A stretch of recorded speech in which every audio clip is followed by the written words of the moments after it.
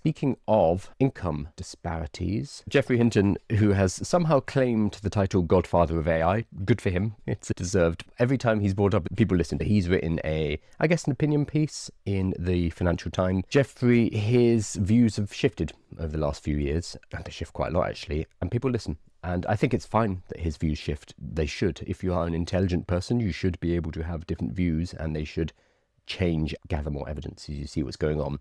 So right now, the newest thing from Geoffrey Hinton is what is actually going to happen is rich people are going to use AI to replace workers. It's going to create massive unemployment and a huge rise in profits. It will make a few people much richer and most people poorer. That's not AI's fault. That is the capitalist system. And I agree with him on this.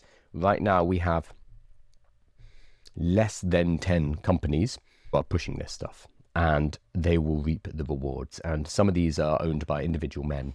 So Mark Zuckerberg, Elon Musk, for example, that's why they're pushing at this, because they know they can make a huge amount of cash from it. They're not making money now, but it's a bet that if it pays off, is going to vastly change the economic underpinnings of everything, basically. And they want to be ahead of that. So this means the rich get richer and the poor get poorer, because there will be increasing productivity in the hands of fewer people.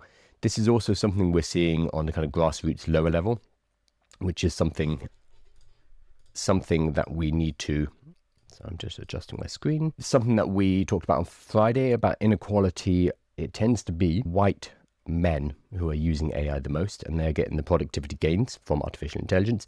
Women and non-white populations are using it less, which means if we believe that artificial intelligence does lead to an increase in productivity, then certain groups are going to get that gain in productivity, and that is going to lead to higher and higher wage and wage and income gaps, basically. So we're going to see this at both the corporate market level, with some companies running away with this because they're implementing AI, and we're going to see it at the grassroots level with individual adoption of differing. This is in part Geoffrey Hinton stuff, saying that it's going to make rich people richer and poor people poorer. This is why I do these news broadcasts, why I teach people how to use AI. We need to make sure this is not concentrated in the hands of the few. We need to make sure that this is a technology that is widely accessible. People know what they're doing. They're not scared of it and able to enter this new phase of human history. It's incredibly important because, yes, maybe AI will get rid of capitalism, but that's going to take a while. If it does, and we're talking about UBI, various forms of alternative government. Even if we're heading in that direction, it's going to be messy. Even if we are going to get to some kind of